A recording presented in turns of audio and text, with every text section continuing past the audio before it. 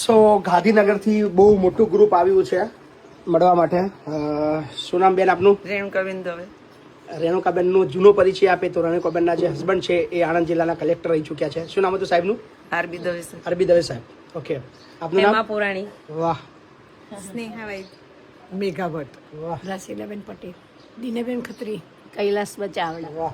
નૈનાબેન પંડ્યા, હેમા પંડિત, ઇન્દુ લુહાર.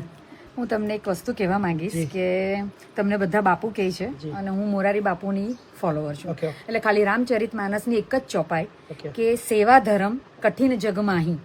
એટલે સેવા જે ધર્મ છે એ બહુ કઠિન છે, પણ એ કાર્ય પર રામ કાર્ય પર ચાલો એટલે તમને હનુમાન દાદા કોઈ બી કાર્ય પર ચાલો એટલે તમને સહયોગ બધા કરે જ.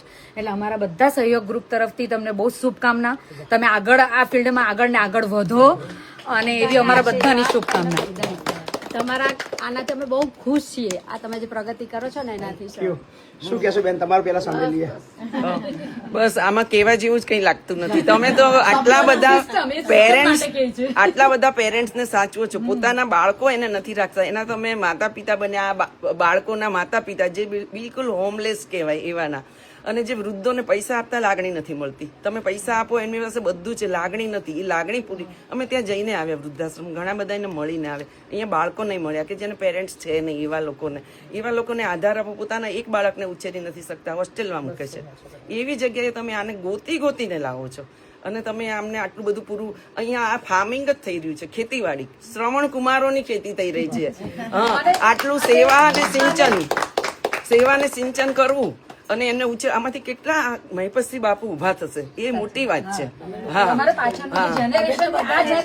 જનરેશન ને તમે really you are inspiration for that કે ઝેન ઝી છોકરાઓ માટે બી તમે ઇન્સ્પિરેશન છો એમ. બધા તમારી ફોલો કરવા વાળા હોય છે. એમ નથી કે તમને કોઈ જાણતા નથી, બધા જાણતા હોય છે. કા તો તરત ખબર પડી જાય કે તમારું પછી બાપુ છે એમ. બાપુનું છે. બેન એક વસ્તુ કે મહિપતસિંહને 90% લોકો પ્રેમ કરવા વાળા છે અને 10% લોકો નફરત કરવા વાળા બે છે. એ લોકોને શું કહેશો? એ નફરત કરવા વાળા છે ને એ સાચું છે. નફરત કરવા વાળા છે ને એ સાચું છે. એ લોકો 10 જણને કહેશે ને બાકીના 90% પોઝિટિવ છે.